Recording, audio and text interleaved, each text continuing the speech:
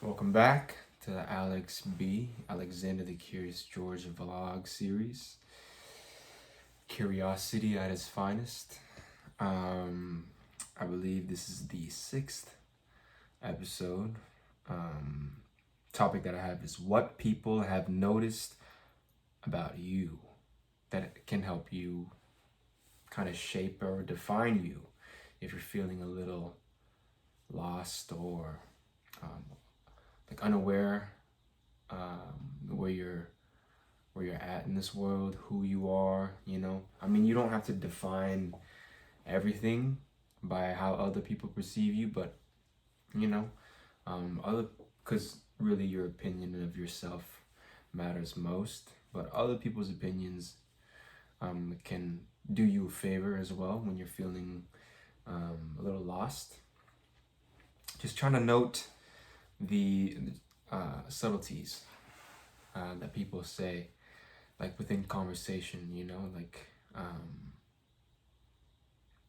don't be afraid to ask.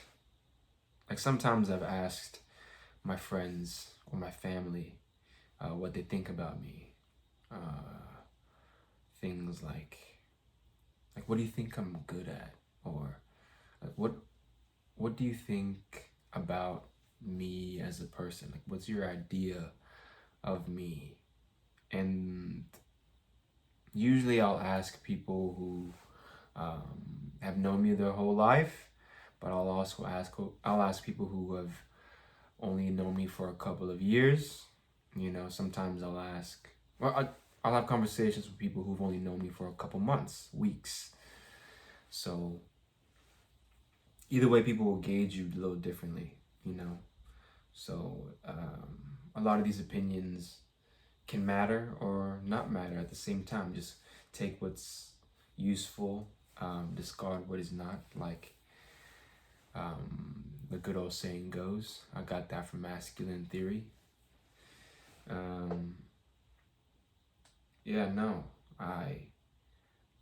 take a lot from what people see in me. Sometimes people see things in you before you see it yourself. And this actually applies to probably not just me, but a lot of other people, especially when you think you're good at something. I think there's this quote that says, you're good at something when you have to tell other people what you do, but you're great at something when other people tell you how good you are, right? So, take that as you will, but whatever that is for you, hopefully it's something that you love to do. Hopefully it's something that you're passionate about doing, something that you've worked at, and that you've maybe even given information to somebody other than yourself, right? So for me, it was dance. Like I was a dance teacher for X amount of years. I believe I started in 2017. And for the longest time, my teacher was trying to get me, my jazz teacher, was trying to get me to be her hip-hop teacher at her studio. But I didn't feel like I was ready because I wasn't trained and I wasn't like fundamentally sound, But I was just training kids. But even then, I didn't feel adequate enough to teach a class, especially being that I was still new to dance myself. So I went on this journey, and I believe I took lots of dance classes while I was in college. I started back in 2015, my first jazz class. I was like the only guy dancer there, and I was surrounded by lots of women, and beautiful women, right? I wasn't complaining, not at all. So I can only imagine what it was like being in that room and with little to no guys, right? Taking a dance class at Boise State University. So, but it was so fun. It was so fun. I learned choreography. I did freestyle. I learned different layers of freestyle. That just kind of put me on this rocket ship of exploration. I started training a lot with my local friends. Shout out to Mikey and like Devon. I spent lots of time with them. 2016, training, going to Utah, taking class, teaching class with Mikey, and it was just like a roller coaster ride of growth. You know, I learned a lot. I learned so much, and I still was not in my body yet, fully. I was not fully in my body. I could freestyle, but the choreography muscle was so hard because I wasn't fully in my body. And what I mean by that is that I was so in my head, because I'm so cerebral. I'm very cerebral and I'm very cognitive naturally. Like I think a lot about things, and sometimes I overthink. And when it comes to dance, you can't do that all that much. At least you can do. You can think, but dance requires so much of a feeling process, and letting the music be a guide. So once 2016 took full-on bull by the horns, or this wild roller coaster ride, it was about 2017 when I finally felt like, yeah, maybe it's about time to try this teaching thing. Because I'm still a student of dance, and I always will be, right? A part of me still felt indecisive and unready. I still seeked outside perspective and outside acceptance just to step into this role, especially from my friends who had more experience in dance. I got mixed reviews. I got mixed responses, because I didn't want to feel like I was getting false information. I didn't want to feel like I was a phony. I didn't want to feel like I was an imposter.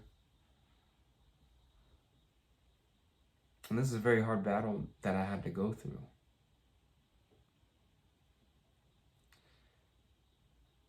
Fast forward, when I finally made a decision to do it and take that plunge,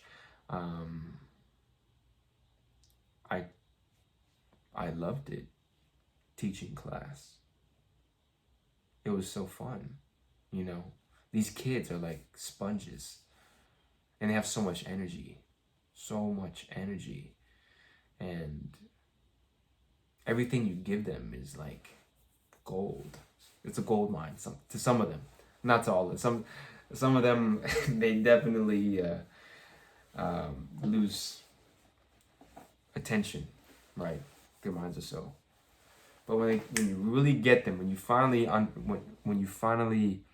hone in on how to teach, not just one style, but you can be malleable in your teaching style and let everybody kind of digest what you've just taught them. It takes a lot of patience, but also understanding that the delivery of information is also just as valuable as the information itself. So my professor, my teacher, my jazz teacher, Jamie, shout out Jamie, Artistic Dance Company, what's up? She saw it in me that, you know, I could be a dance teacher. She saw it in me before I saw it in myself.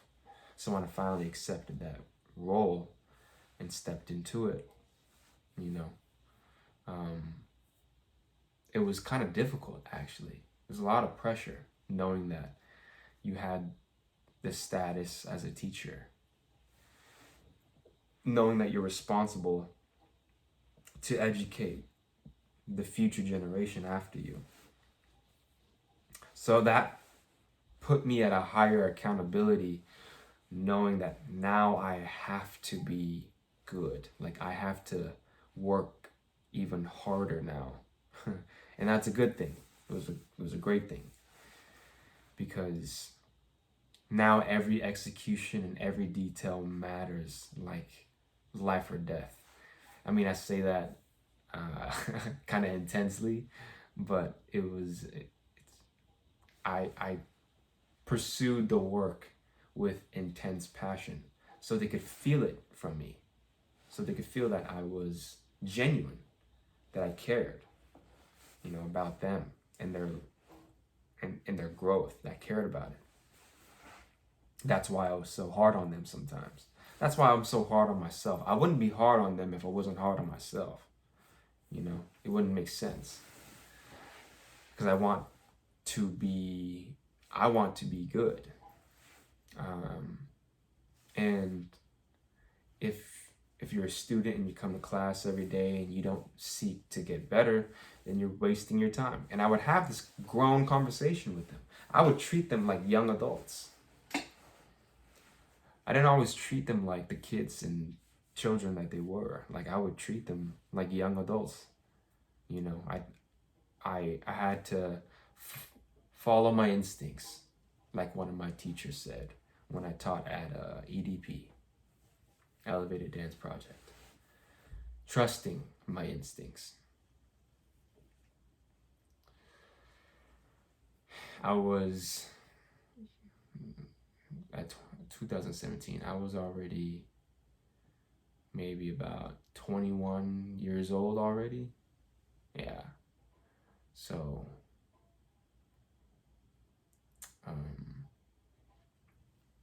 but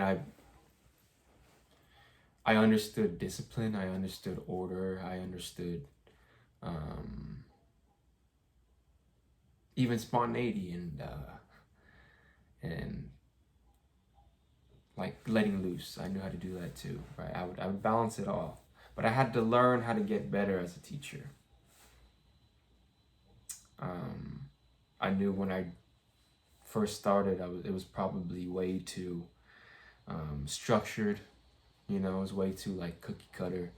I had to learn to get better. I had to learn new techniques on how to expand my artistry, therefore their artistry, because things were starting to get kind of plateauy. Like, I started doing the same stuff over and over again, which is fine because repetition is mastery.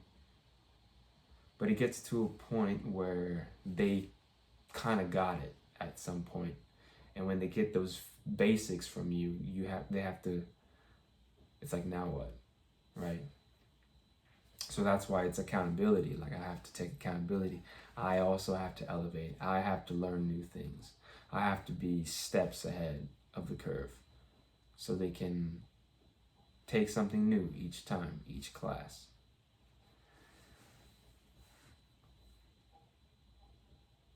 I don't think I fully became one with my body until maybe 2020. Yeah, 2020.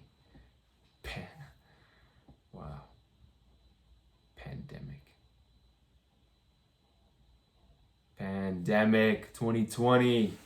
Spent a lot of time inside, you guys. A lot of time inside. Honing in on the craft. Definitely. Not just dance, but like, you know, acting to singing. I was in my first musical in 2020, Little Shop of Horrors. Shout out to Banner Studios. But no, like people, they tell you that when I was working at the restaurant one time,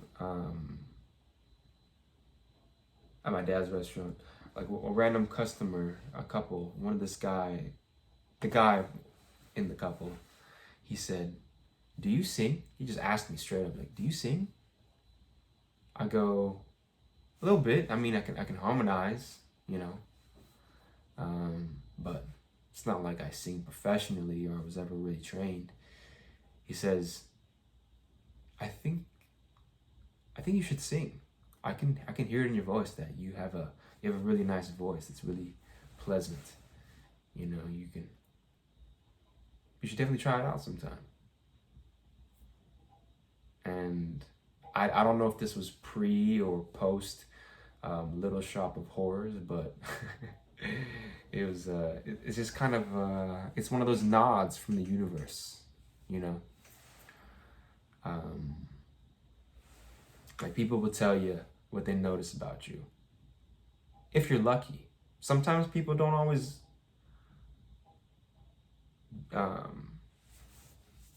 like dispel their thoughts and information that they hold about you. You know, sometimes they just keep it to themselves. And that's fine too. You don't always have to know everything about what people think of you, but they'll tell you. You know, they'll tell you.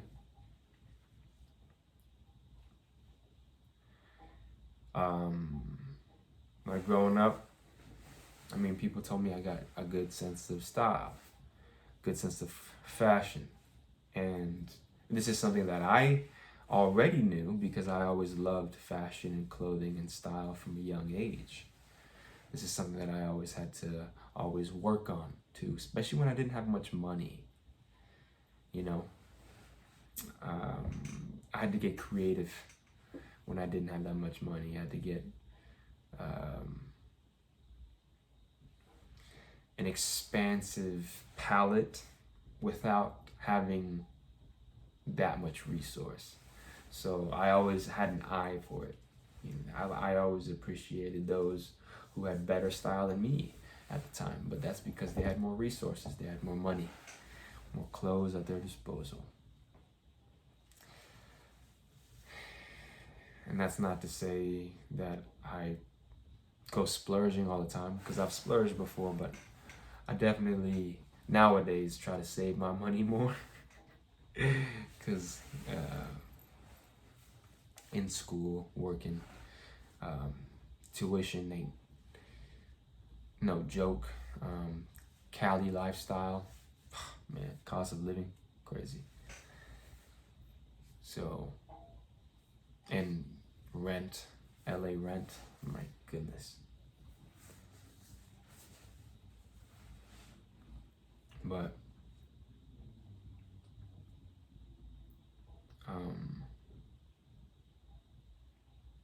I also I knew I had to pursue certain things like dance and acting because of just, you know, like I told you, subtle conversations, subtle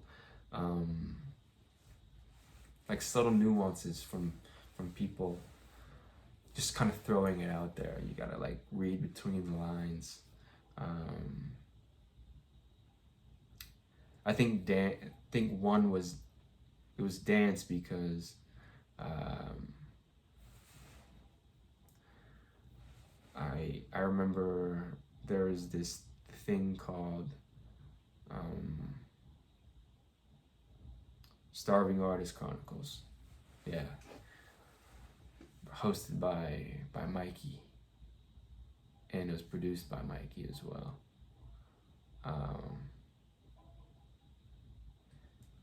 And I kind of exposed myself for the first time ever. And that was also part of the tip of the iceberg, where it just came after that, just just a huge surge of just, snowball effect. One thing led to another, one thing led to another. Idaho Dance Theater, got into that. Shout out to Marla and Fred, and my IDT crew.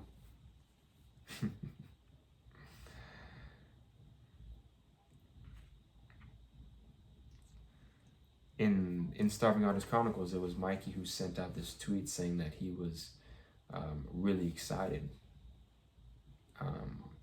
He was the most excited to see me, and I remember that tweet, and I don't forget these things.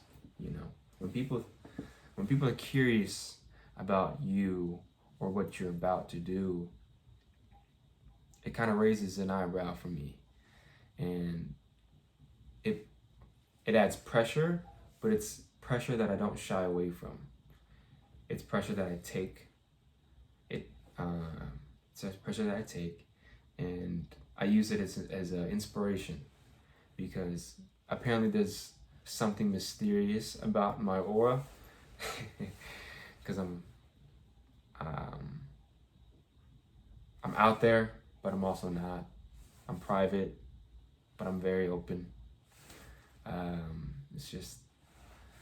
It's one of those things. People, I don't know.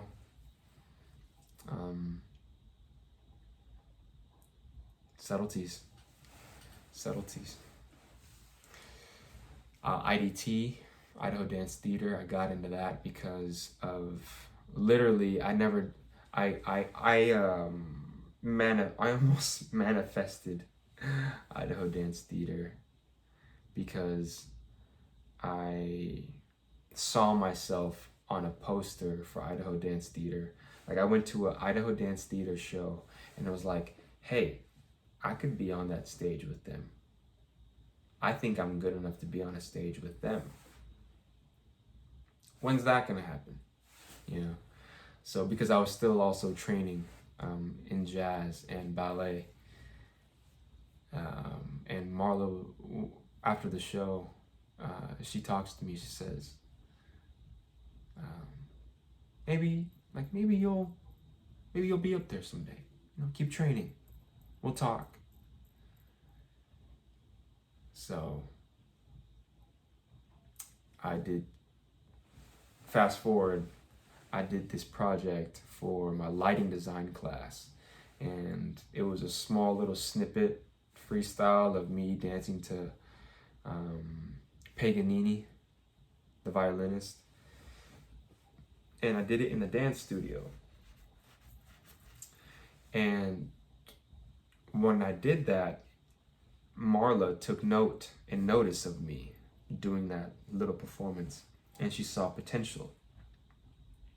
And from that potential, she started molding me into the dancer that I am today. A part of that, at least my huge, a huge structured part of my dancer background comes from Idaho Dance Theater. Ballet, jazz, contemporary, flamenco, a little bit of hip hop, some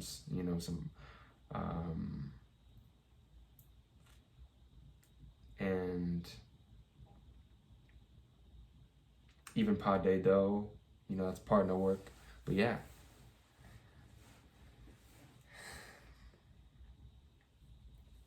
Opportunities present themselves to me, even financially too. Like people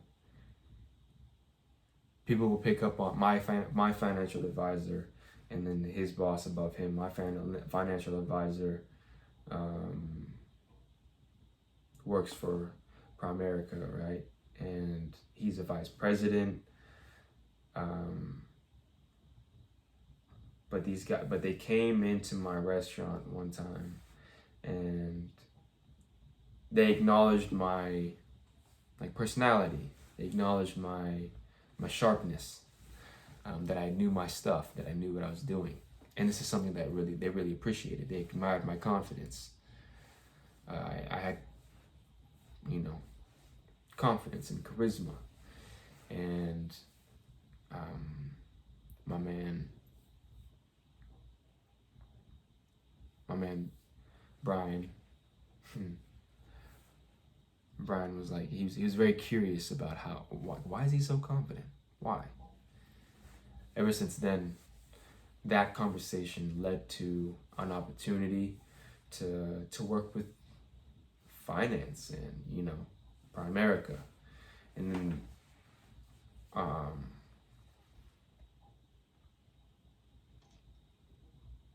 so like I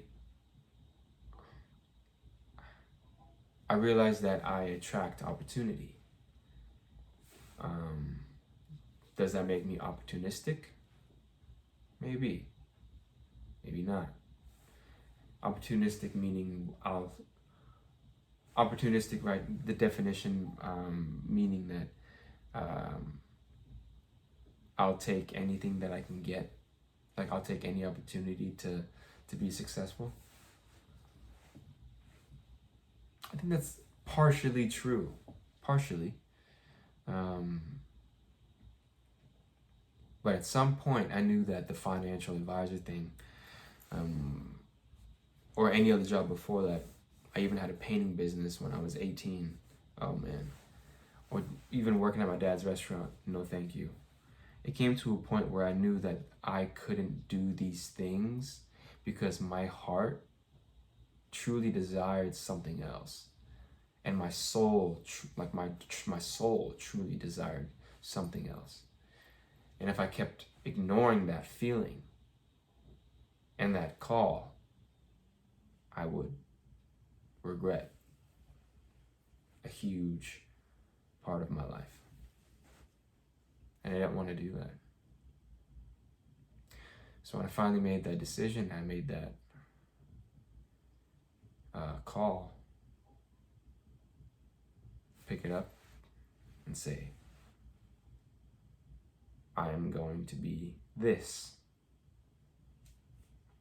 Things started happening. Magical things started happening. Magical things happen a lot. They've happened a lot to me, I would say, just my whole life. But also lots of suffering, as with everybody, of course. We don't have to get that deep, but, you know, family problems and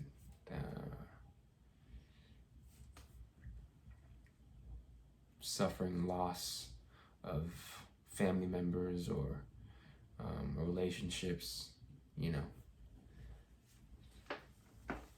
Things that all of us people go through. And everybody deals with these things in their own unique, special way.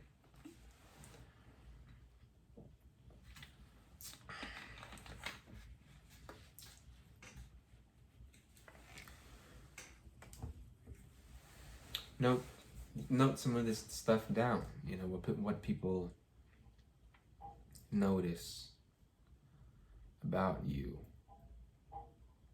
Because this stuff isn't as light as you think it is. You can make it light, you know. It's not as light.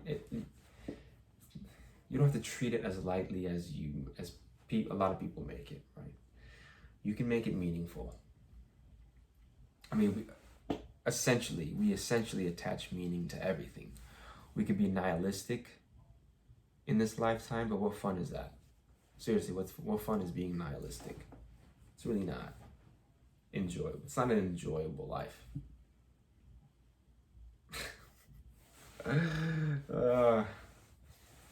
Because it's not. Imagination creates reality. Everything we see in reality is a reflection of what's gone with the inside of somebody's imagination. Be it this jacket, my necklace, my shirt that I'm wearing, this wall, the camera that's filming me right now. Somebody imagined it. and now it's here in reality, capturing everything. So, been reading up on some Neville Goddard. Been getting into that lately. The power of your imagination. Yes. And you'll find out and realize that a lot of the stuff that goes on in your world and in your head gets reflected from what people say to you as well. Why are you so confident? Because I am confident. Do I have doubts sometimes? Yeah, but for the most part, I believe in myself. I know what I'm capable of. I know what I can do. I know what I don't, and I know what I don't know, usually. And the strength in that. People can depend on me. Oh, when people notice whether you're a dependable person, the people notice that about you. Can you hold responsibility?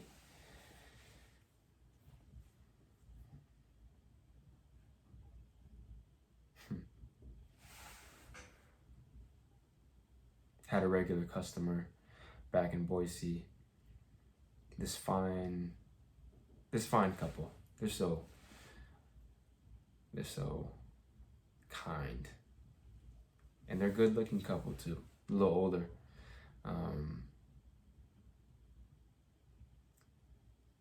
I hope I get to see them soon, but it was always nice them coming in, because I would know their order just off the top, right? And one, sometimes when I'm feeling in doubt, like, oh man, at least at that time, or maybe I wasn't feeling in doubt. Maybe I wasn't. But anyway, I was just doing my work like any other day, right? And they come in, and I had the slick back at this time, and he just goes, you're such a good-looking guy. Like, you're so handsome. You should be in the movies or something.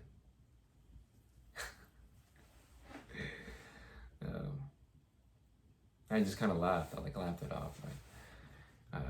Because little did they know that, like, we've had all these conversations, but they didn't know that I did theater. They didn't know I was an actor, or I've been in like some movies with my friends or whatever.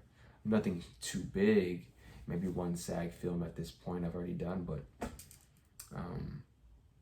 this. He just said that, just out of nowhere, out of the kindness of his own heart, out of his own view of me. And just kind of kept clarifying that.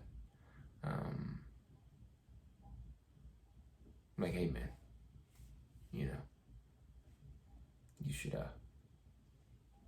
be in movies.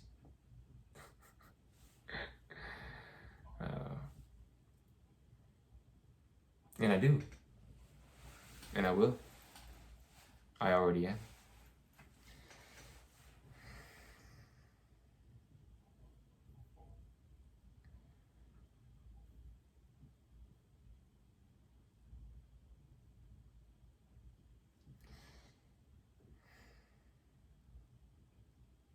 This is a good conversation. It was really good. Appreciate you guys listening and tuning in. Let's talk about something. What are your questions? What have people noticed about you guys that gets spoken in your reality? Let's talk about it. Comment below. Until the next episode. We're out. Stay curious.